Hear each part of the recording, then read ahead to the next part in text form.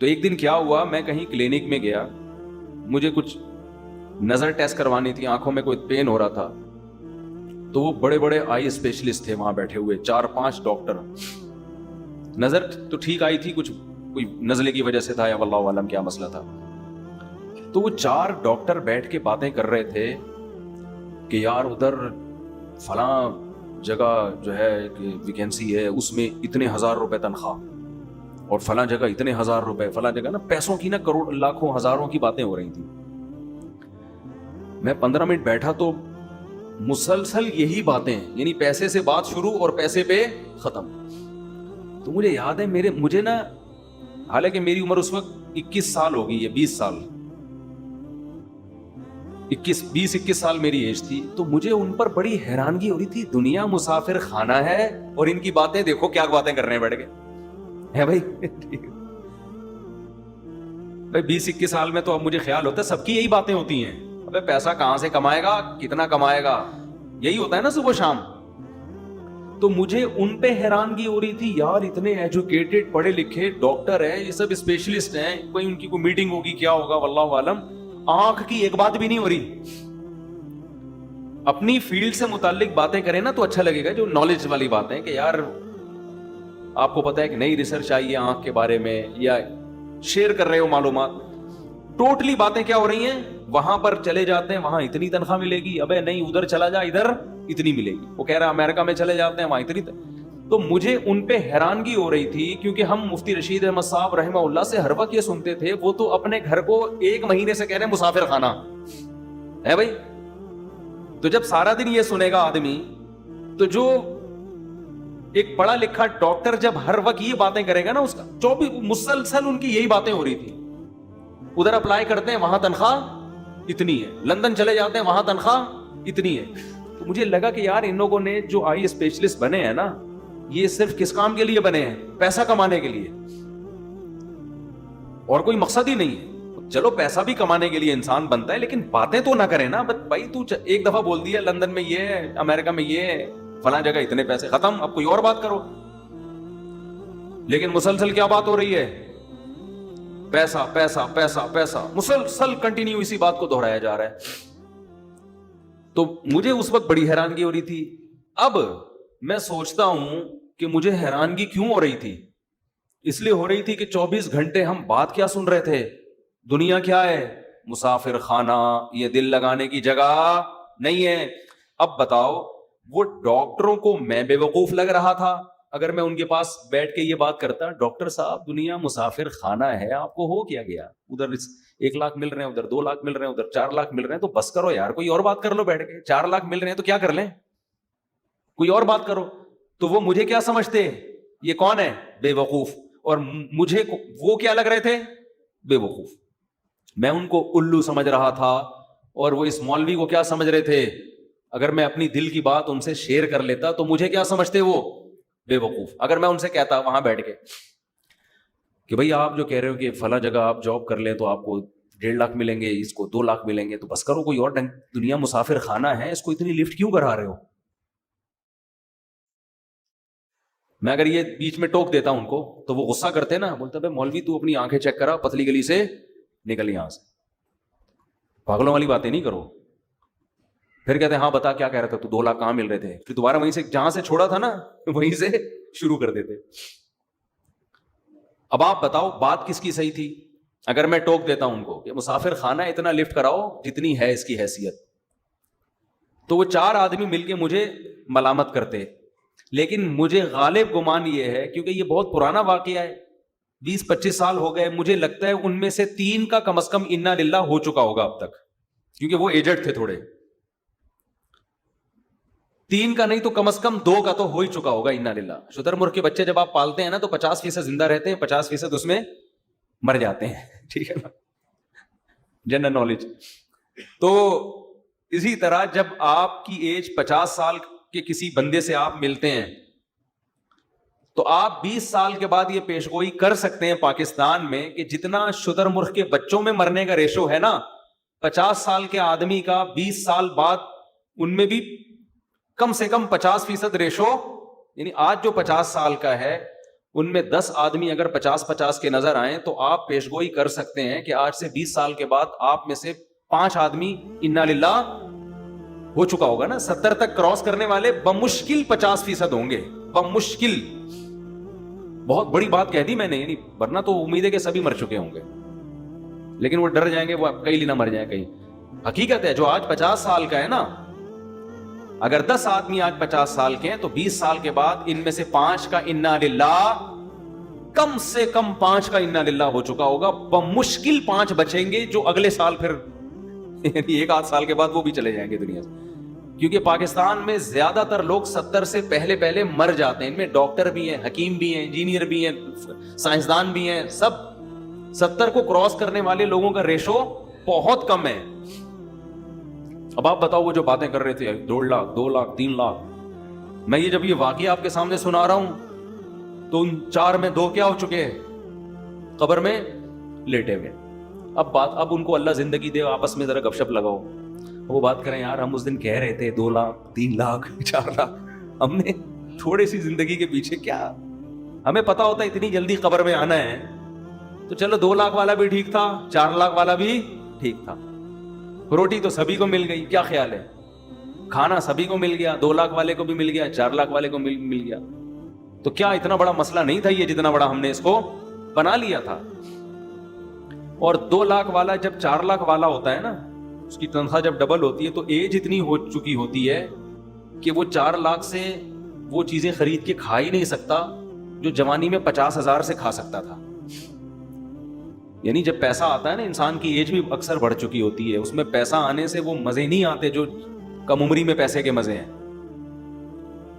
وجہ اس کی ہے کہ نہ پیٹ بھر کے کھا سکتا ہے, ساری جسم کی جو لذتیں ہیں وہ تو آپ کی باڈی سے ان کا تعلق ہے نا. جیسے جیسے ایج بڑھے گی تو دنیا کی لذتیں آٹومیٹیکلی کم ہونا شروع.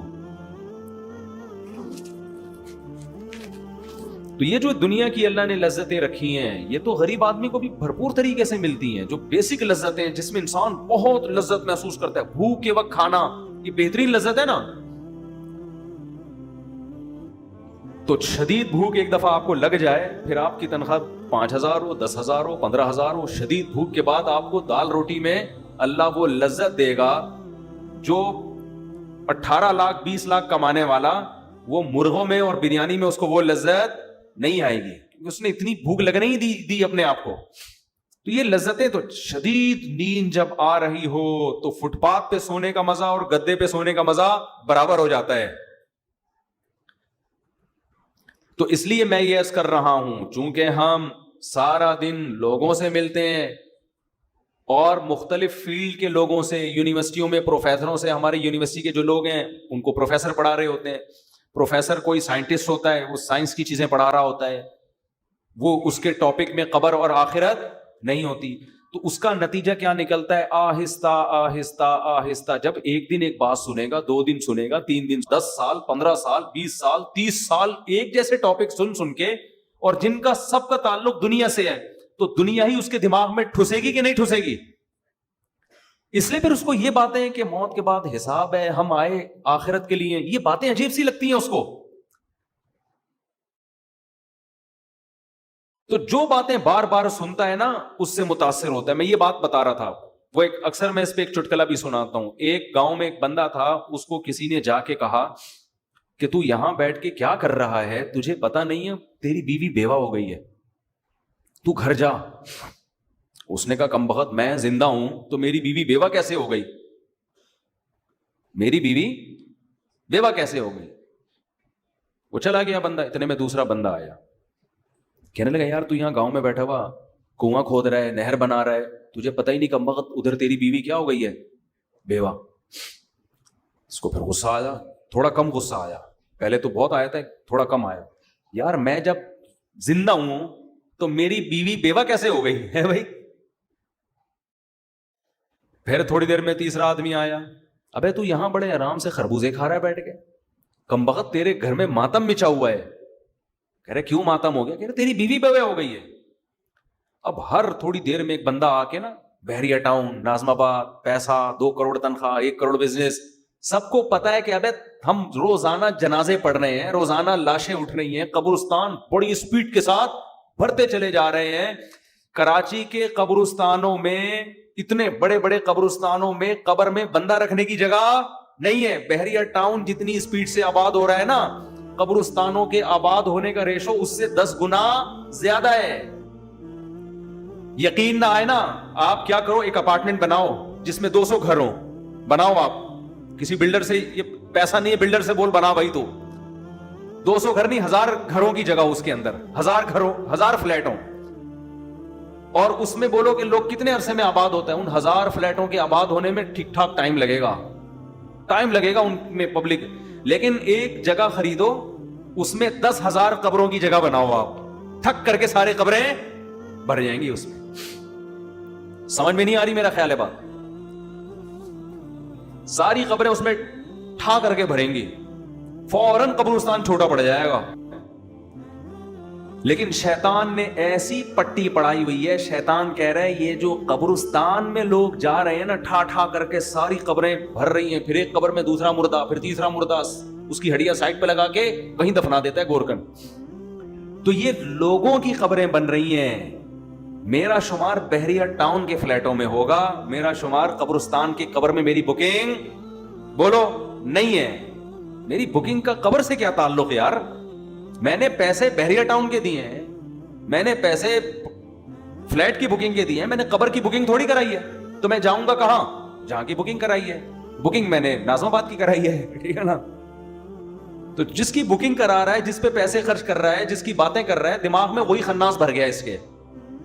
یہ نہیں پتا کہ وہاں کا فلیٹ تجھے کم بخت ملے نہ ملے, تو ادھر لازمی قبروں میں قبریں تو بھریں گی, زیادہ اسپیڈ سے بھریں گی.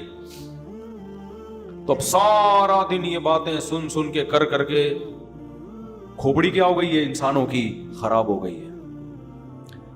اللہ الحم سے لے کے والناس تک ایک ہی بات کرتا ہے, صرف ایک اللہ ہی ہے جو آخرت کی باتیں کرتا ہے, کیونکہ اس کو پتا ہے کہ ایک سور پھونکا جائے گا, سب برباد. ایک قیامت تو تم پہ اس وقت آتی ہے جب تم مرتے ہو, اور ایک قیامت اس کائنات پہ آئے گی جب یہ پوری کائنات کو میں تباہ و برباد کر دوں گا. یہ دونوں قیامتیں انسان پہ آتی ہیں اور یہ سب ختم, فَيَذَرُهَا قَاعًا صَفْصَفًا, چٹیل میدان بنا دوں گا اس کو.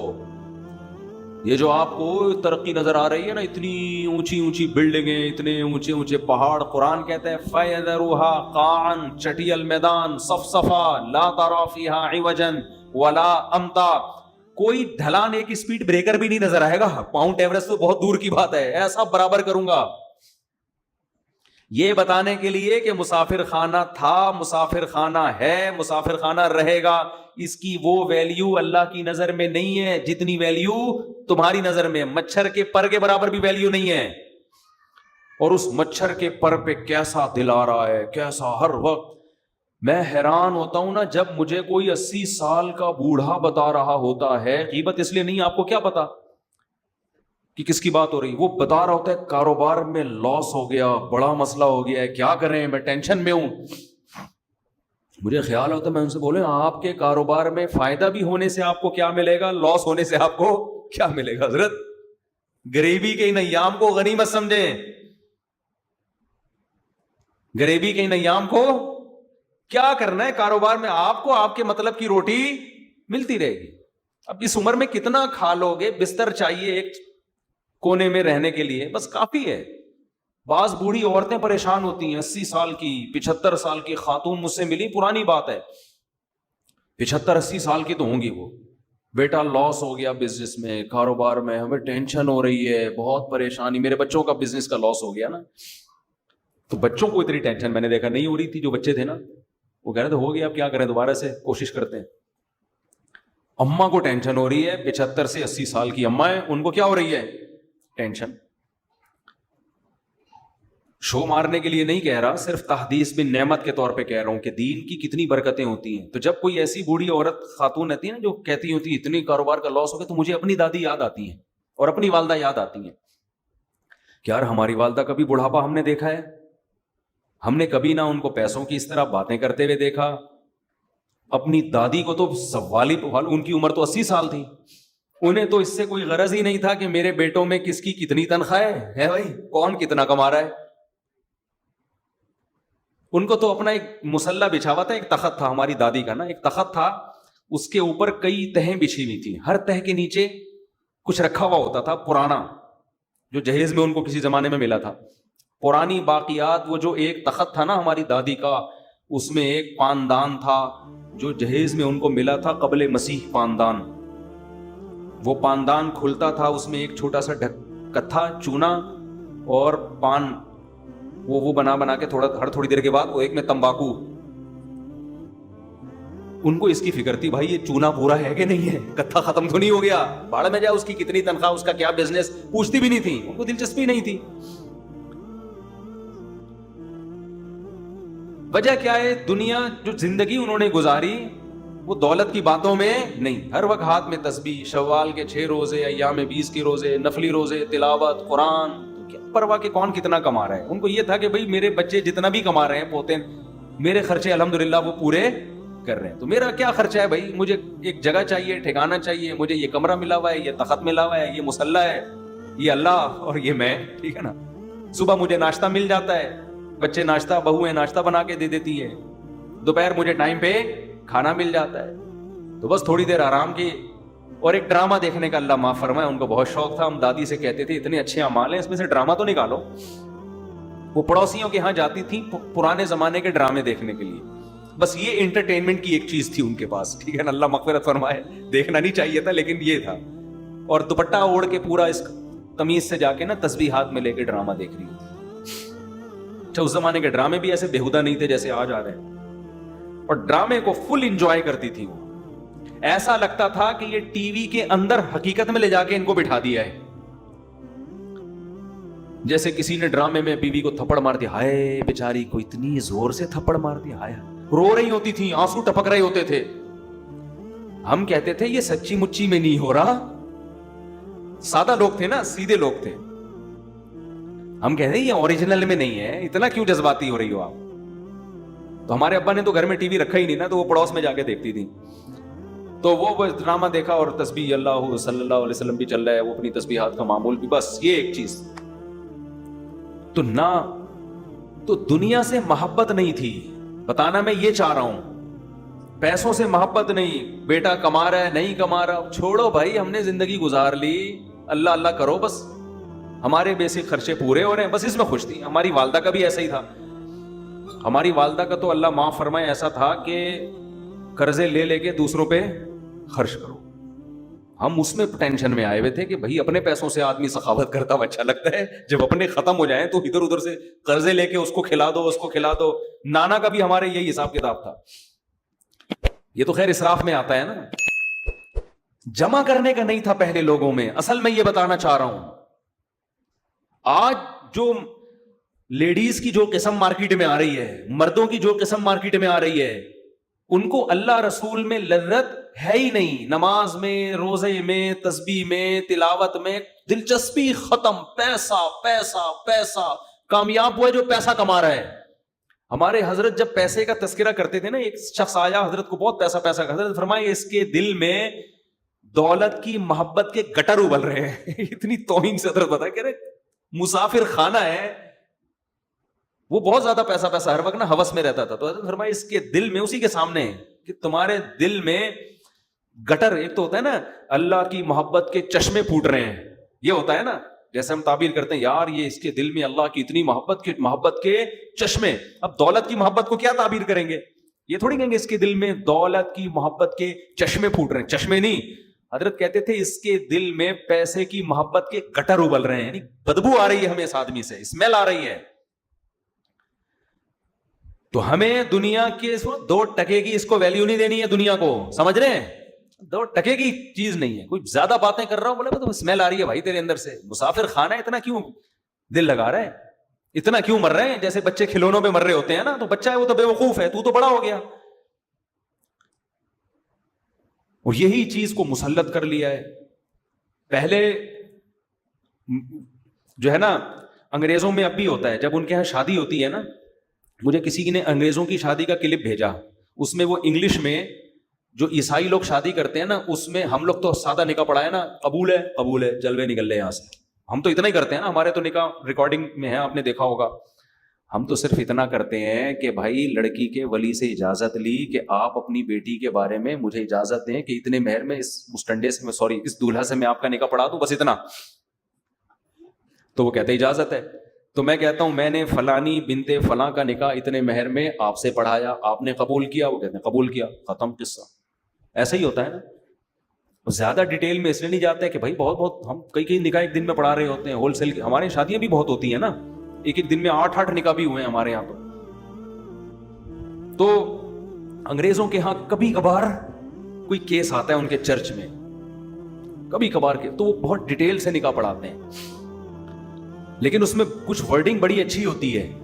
تو وہ مجھے کسی نے کلپ بھیجا کہ پادری صاحب نکاح پڑھا رہے ہیں، تو پادری نکاح میں کیا الفاظ دہرا رہا ہوتا ہے، مرد اور عورت سے ایگریمنٹ لے رہا ہوتا ہے کہ ہم خوشی میں غمی میں پیسہ ہو یا نہ ہو، وہ پوری ورڈنگ تو مجھے یاد نہیں ہے نا، تو اس کا مفہوم یہی تھا کہ ہر موقع پر ہم ایک دوسرے کا ساتھ دیں گے. میں نے کہا یار ورڈنگ بڑی خاندانی ہے. تو میں سوچ رہا ہوں کہ نا یہ ورڈنگ ہم اردو میں ترجمہ کرا کے اب ایسے قبولوایا کریں. صحیح ہے نا؟ کیونکہ آج کل نکاح تو بہت ہو رہے ہیں لیکن طلاقیں بھی ماشاءاللہ ہول سیل کے حساب سے ہو رہی ہیں. وجہ کیا ہے؟ ذرا سا کسی میں عیب نظر آیا، اب دنیا کو چونکہ مسافر خانہ سمجھنا ہی نہیں ہے، سارے مزے یہیں اڑانے ہیں، تو تھوڑا سا بھی کوئی ٹیکنیکل قسم کا فالٹ شوہر میں پیدا ہو گیا، عورت کہتی خلا کی طرف جاؤ، بیوی میں ٹیکنیکل ذرا سا فالٹ پیدا ہو گیا، مرد کہتے طلاق دے کے جان چھڑاؤ. میں سمجھا پا رہا ہوں اپنی بات؟ کیوں؟ جب سارے مزے ہی اڑانے ہیں تو یار بیوی شادی ہو گئی، پتہ چلا جی اس میں کوئی بیماری ہے یا اولاد نہیں ہو سکتی اس کے، طلاقیں پہلے نہیں دیتے تھے لوگ، طلاق بھائی اولاد ہے نہیں، یہ تو اللہ کی طرف سے بانجھ ہے، ساری زندگی نبھا کریں گے، کوئی مسئلہ نہیں ہے. اب لوگ میرے پاس آ رہے ہوتے ہیں یار ہماری بیوی کی اولاد نہیں ہو رہی، 4 سال ہو گئے، 5 سال ہو گئے، طلاق دینا چاہتا ہوں. میں کہتا ہوں یار ایک تو بیچاری کی اولاد نہیں ہو رہی، اس کا غم ہے، اوپر سے طلاق کا دھبا لگے گا، ڈبل غم نہیں ہو جائے گا؟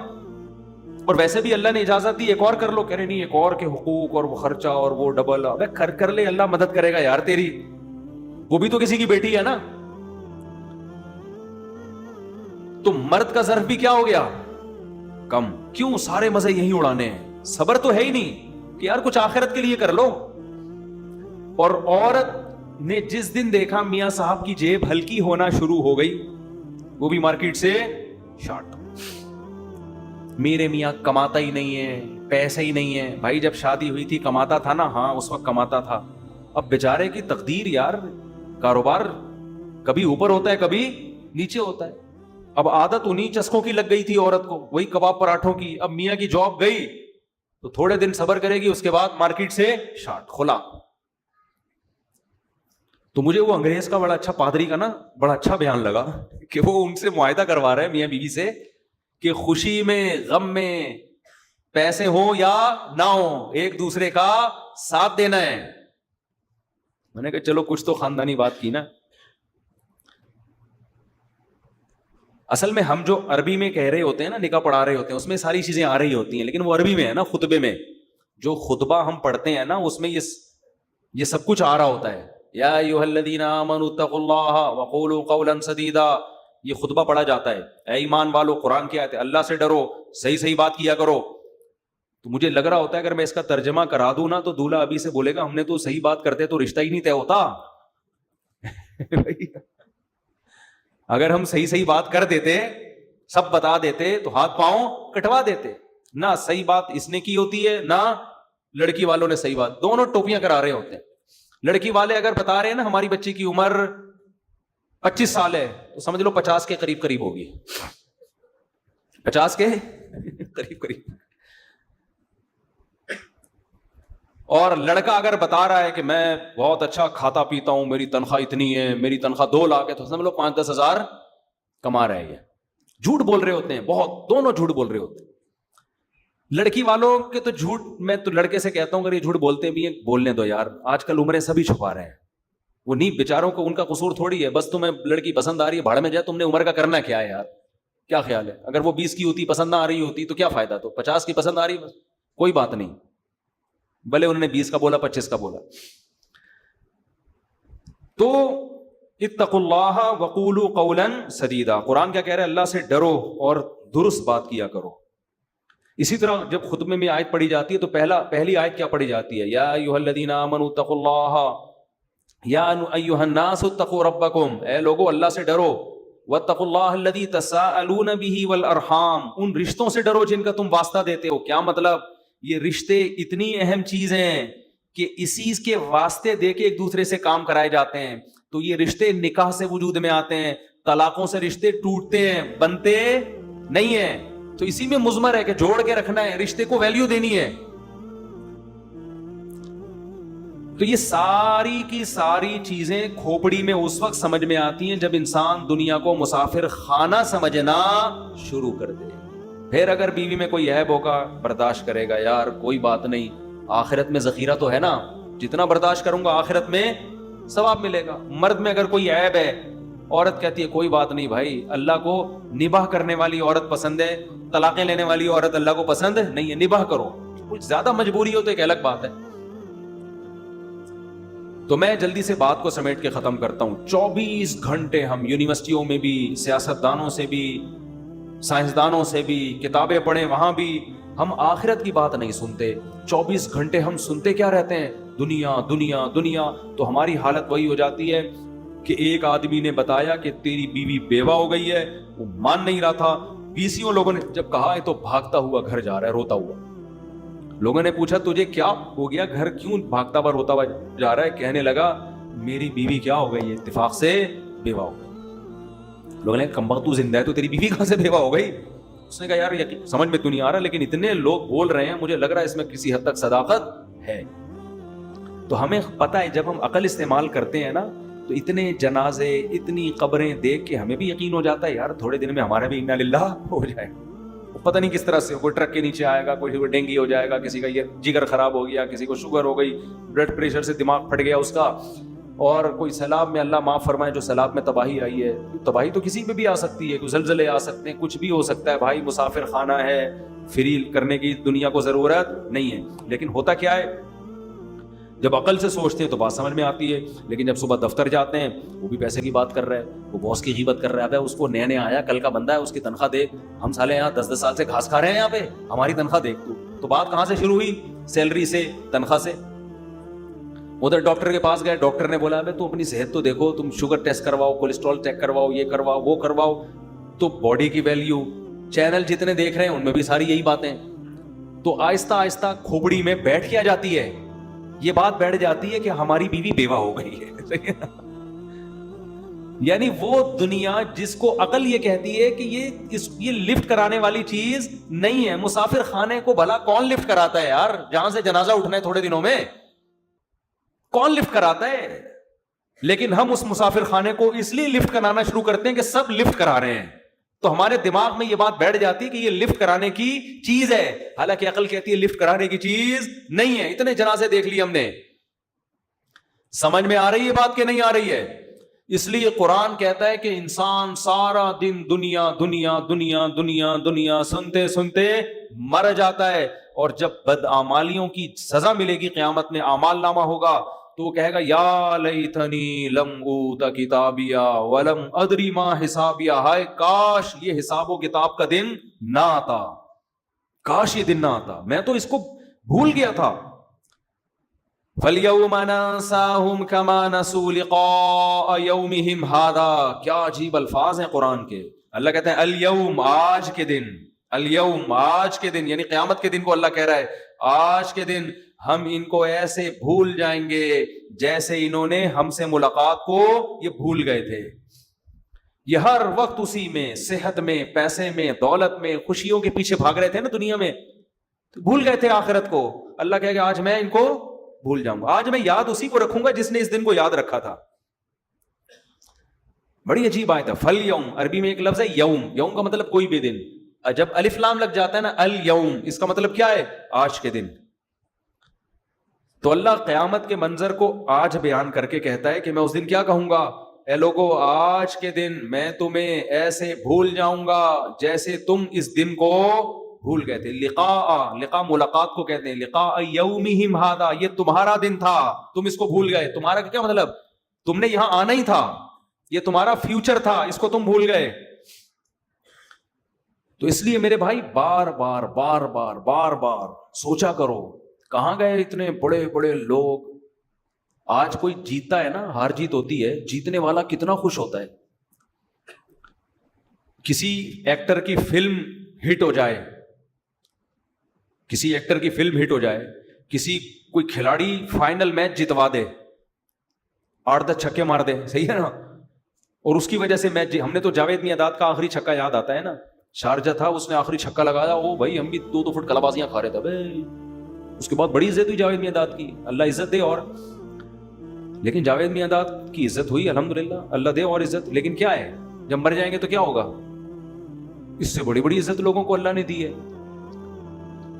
2 چیزیں سوچ لیا کریں، قارون سے زیادہ عزت ہم نہیں کما سکتے. اس کے پاس اتنا پیسہ، اتنا پروٹوکول تھا نا کہ جب وہ اپنے جاہو جلال کے ساتھ نکلا تو لوگ کیا کہتے تھے، یا لیتنا مثل ما اوتی قارون. یار اس آدمی کو، لوگ مجھے بتا رہے ہوتے ہیں مفتی صاحب اس لڑکے کی ایج دیکھو اور اس کے پاس پیسہ دیکھو، اس ایج میں خدا نے اس کو اتنا نوازا ہے. ایسا لوگ مجھے بتا رہے ہوتے ہیں. ایسی ایج ہے، 24 سال کا لڑکا کروڑوں میں کھیل رہا ہے، بزنس شروع کیا نا 4 سال میں، کروڑوں روپے کا مالک بن گیا.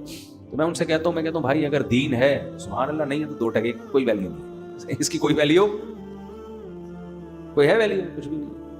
میں نے کہا اتنے بڑے بڑے قارون سے زیادہ تھوڑی. قارون کا تو قرآن کہہ رہا ہے کہ اس کے خزانوں کی چابیاں جانور لاد کے چلا کرتے تھے، اس سے زیادہ تھوڑی ہے. کیا ہے، کوئی رال ٹپکانے کی ضرورت نہیں ہے. تو قارون کے ساتھ یہی تھا، لوگ کہتے تھے یار اس ایج میں اس کی عزت دیکھو. تو جو عقل مند لوگ تھے نا، اہل علم، انہوں نے کیا کہا؟ قرآن کہتا ہے انہوں نے کہا وَيْلَكُمْ، تم تباہ ہو جاؤ، تم اس قارون کی اس دنیا کے چند ٹکوں پہ رالیں ٹپکا رہے ہو. ثواب اللہ خیر لمن آمن وعمل صالحا، جو ایمان لائے اور نیک عمل کرے، اللہ جو بدلہ دے گا نا اس سے کئی گنا زیادہ ہوگا وہ. اچھا ایک بات بتاؤں، اللہ تو کہتا ہے نا میں جو بدلہ دوں گا بہت زیادہ ہوگا، ہمارے تصور میں آتا نہیں ہے کہ کیسا ہوگا. کبھی کبھار نا یوٹیوب پہ جو دنیا میں خوبصورت ترین پلیسز ہیں نا ان کو دیکھا کریں. اصل میں ہماری کھوپڑی ہے محدود. ہماری کھوپڑی کیا ہے، ایک حد تک سوچتی ہے، اس سے آگے جاتی نہیں ہے. ہم سوچتے ہیں جنت میں کیا ہوگا، اللہ کہہ رہے آبشاریں ہوں گی، یہ ہوگا وہ ہوگا. بھائی اس سے زیادہ کیا ہوگا؟ لیکن آپ دنیا میں کوئی خوبصورت مقامات دیکھیں نا، پھر چینل بدل کے اس سے زیادہ خوبصورت مقامات دیکھیں، تو جب پہلا والا مقام آپ نے دیکھا تھا آپ کو لگے گا اس سے زیادہ دنیا میں کوئی خوبصورت جگہ نہیں ہو سکتی. لیکن چینل بدل کے دوسرے پہ جائے آپ کو لگے گا اڑے گا تو اس سے بھی زیادہ ہے. تو میں کل یوٹیوب پہ کوئی کینیڈا کے کوئی اچھا پلیس تھا دیکھ رہا تھا نا، کوئی بڑی خوبصورت کوئی آبشار ہے کینیڈا میں، کوئی مشہور آبشار ہے، پتہ نہیں کیا نام ہے اس کا. تو میں نے دیکھا یار اتنی خوبصورت آبشار، اتنا زبردست. تو میں نے فوراً گھر والوں سے کہا کہ اللہ قرآن میں جنت کی آبشاروں کی تعریف کرتا ہے، اس کا مطلب وہ اس سے بھی بولو اچھی ہوں گی. کا مطلب دنیا میں اللہ نے اتنے خوبصورت مقامات رکھ دیے. دیکھو یہ مقامات بتانے سے سمجھ میں نہیں آتے، دیکھتا ہے تو انسان. میں تھائی لینڈ گیا نا، میں نے وہاں آبشار دیکھی، جب دیکھتا ہے انسان اپنی کیا یار خوبصورت مقام ہے یہ. تو انہی مقام میں فرض کرو کہ خوبصورت درخت ہیں اور خوبصورت محلات ہیں، اور اللہ آپ کو ان محلات میں گھر دے دے خوبصورت حوروں کے ساتھ، معذرت کے ساتھ. تو تھوڑی دیر کے لیے تصور کرو یہ آبشاروں کا شور.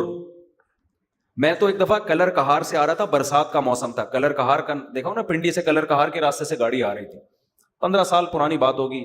ہم لوگ بس سے آ رہے تھے، جون جولائی کا مہینہ تھا تو اس میں گرینری بہت ہوتی ہے. تو وہاں ہم تھوڑی دیر کے لیے اترے تو ان گرینری میں ایک تو بادل بھی آئے ہوئے بڑا خوبصورت، اور مور ٹہل رہے تھے وہاں نا، مور بہت ہیں وہاں پہ. تو میں ساتھیوں سے کہہ رہا تھا یار یہ جو مور ہے ان خوبصورت علاقوں میں اللہ نے اس کو پیدا کیا، اس کا ایک الگ ہی لک آ رہا ہے یہاں پہ. بالکل ایسا لگ رہا تھا جیسے ہم جنت میں ٹہل رہے ہیں. تو جب یہ مسافر خانے والی جنت جس کی ویلیو اللہ کی نظر میں 2 ٹکے کی نہیں ہے، یہ جب ایسی اتنی خوبصورت اللہ نے بنا دی ہے، تو وہ جنت جو اللہ اپنے بندوں کو بدلے میں دے گا، کہے گا تم نیک اعمال اختیار کرو، میں تمہیں اس کا بہترین بدلہ دوں گا. تو جس کو اللہ بہترین بدلہ کہہ رہا ہے اس کی حیثیت کیا ہوگی، کیا خوبصورت جگہ ہوگی وہ. تو بار بار جنت کا تصور کیا کریں, بار بار جہنم کی آگ کا تصور کیا کریں, بار بار دنیا کو مسافر خانہ سمجھنا, اس کی باتیں کرنا, اس کا عادی بنائیں اپنے آپ کو, تاکہ اس مردار سے جو ہے نا, جو مردہ جانور نہیں جیسے پڑا ہوا ہوتا کچرے میں بدبو آ رہی ہوتی ہے, اللہ نے نبی نے اس دنیا کو ایسے ہی تعبیر کیا ہے. ہمارے نبی صلی اللہ علیہ وسلم کچرے کے ڈھیر کے قریب سے جب گزرے تو ایک مردہ بکری کا مردہ بچہ پڑا ہوا تھا, مردہ بچہ, اس میں سے بدبو آ رہی تھی. آپ نے فرمایا تم میں سے کون ہے جو اس کو اتنے پیسوں میں خریدے گا؟ صحابہ نے کہا یا رسول اللہ ہم تو, آپ سمجھا, یعنی آپ یہ بھی تو کہہ سکتے تھے نا کہ اللہ کی نظر میں دنیا کی ویلیو اس بکری کے بچے کی طرح بھی نہیں ہے, پہلے ہی بتا سکتے تھے نا. لیکن کیا ایک ورک شاپ کروائی جا رہی ہے, ورک شاپ. جیسے ہمارے حضرت اپنے میزبان کو سعودی عرب میں پہلے ہی بتا دیتے, پہلے دن ہی انہوں نے پوچھا کہ آپ کہاں ہیں, پہلے دن کہہ دیتے کہ میں ہوں تو اپنے گھر میں, لیکن میں اس کو مسافر خانہ سمجھتا ہوں, تو بات بنتی نہیں. صحیح ہے نا, ایک مہینے تک ان کو یہی کہتے رہے, یہ ورک شاپ کروا رہے تھے ان کو, ان کے دماغ میں یہ سافٹ ویئر انسٹال کر رہے تھے. اور پھر ہمیں بھی سمجھ میں آ گیا حضرت کے اس طرز عمل سے, تو حقیقت میں اسی طرح موٹیویشن ملتی ہے. تو ہمارے نبی بھی نا مثالیں دے کے, نبی پہلے بتا دیتے کہ یہ بکری کے بچے کی حیثیت جو تمہاری نظر میں اس کی ویلیو ہے نا, اللہ کی نظر میں دنیا کی حیثیت اس سے بھی کم ہے. آپ شروع سے ہی بات یہاں شروع کرتے, لیکن نہ یہ حکیمانہ طرز نہیں ہے. آپ نے پہلے کیا فرمایا, تم میں کون ہے جو اس بکری کے سڑے ہوئے بچے کو اتنے پیسوں میں خریدے گا؟ صحابہ نے کہا یا رسول اللہ اس کو تو کوئی مفت میں بھی نہیں لے کے جائے گا, یہ کون لے گا؟ تو آپ نے فرمایا اللہ کی نظر میں دنیا کی ویلیو اس بکری کے بچے سے بھی کم ہے, مردار ہے, فنا ہونے والی ہے. تو یہ چیز بار بار میرے بھائی بولو سوچا کریں, تاکہ محبت ختم ہو, اس سے آپ کی ڈپریشن ختم ہو جائے گی, ٹینشن ختم ہو جائے گی, لائف کو انجوائے کرنے لگو گے. یہ جس کے دل سے دنیا کی محبت نکلتی ہے, سب سے پہلا انعام اللہ کی طرف سے اسے پتہ ہے کیا ملتا ہے؟ سکون, خوشیاں, راحتیں. اور جس کے دل میں دنیا کی محبت ہو وہ کروڑہا موٹیویشنل اسپیکر کو سنتا رہے, وہ بھی پھینکتے رہیں گے اور یہ لپیٹتا رہے گا بیٹھ کے. صحیح ہے نا؟